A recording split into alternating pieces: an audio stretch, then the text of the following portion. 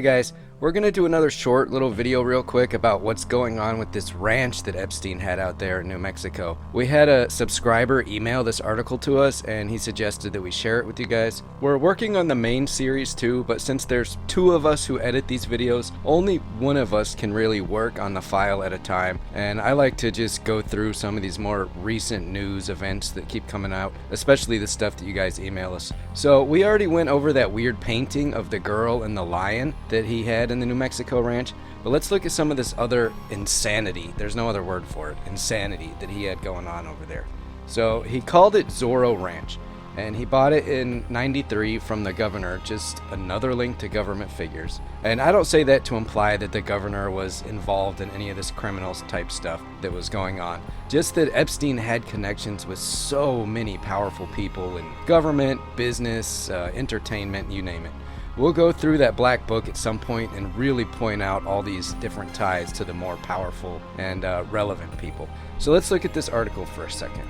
Let's see, there's some bullet points here that sum it up, but this is the main thing that I wanted to show you guys. In addition to private island and mansions in New York and Palm Beach, Epstein owned a New Mexico ranch. He purchased the secluded ranch from New Mexico's then Governor Bruce King in 1993. Epstein was reportedly interested in turning the ranch into a human breeding farm to seed the human race. Good God, what is wrong with this dude? But here's the other point I wanted to mention today. Tried to insinuate himself into New Mexico's scientific circles that are a legacy of Manhattan Project. So I'm starting to see all kinds of reports about his obsession with these transhumanist movements and almost eugenics type of elements of science, and it really gets kind of disturbing to think about what this guy might have almost gotten away with. I've been watching this dude on YouTube called Jason Bermas. He has some incredible work in Epstein, going back all the way before he was even arrested. So I highly recommend that you guys check out his work.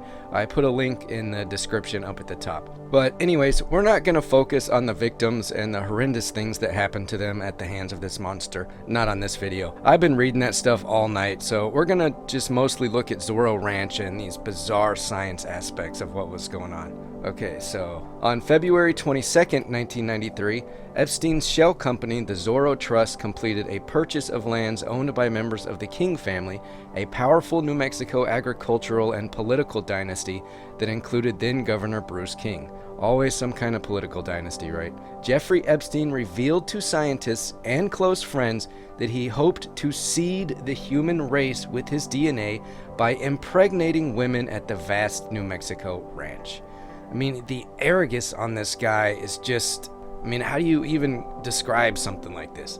Epstein also inquired about building a private airstrip on the leased public land, but when he was informed state officials would need to inspect the land, he quickly withdrew the permit request and built the airstrip on the privately held portion of the ranch. So he did have an airstrip, and we know for a fact that Virginia Roberts was at the ranch because we have photos of her there, and you can see what she says that went on down there. So New Mexico also has a strong scientific community, a legacy of the Manhattan Project, which Epstein reportedly insinuated himself into in the pursuit of his bizarre goals. These goals included plans to have his head and his junk cryogenically frozen upon his death, according to the Times. Epstein donated more than $250,000 into the Santa Fe Institute, a think tank for theoretical researchers, and befriended co-founder and quark theory pioneer Murray Gell-Mann. Gell-Mann in 2011 told Vanity Fair that there are always pretty ladies around when he dined at Zorro Ranch. The scientific genius died in late May at the age of 89. The Santa Fe Institute has said that Epstein exaggerated his involvement with the think tank and was merely an occasional donor. This is why it's so important to keep these conversations going. He's gone now, so there's going to be no criminal trial against him, but the rest of these people who were definitely involved in all of this, they're still out there. These people need to be exposed and face justice. We'll probably never even know the whole story, but I hope you guys continue to help me look through all of this stuff. But then towards the end it says, now the State Attorney General's office has said it is delivering up any evidence to the Southern District of New York, which is continuing the investigation into possible co-conspirators following Epstein's death at age 66.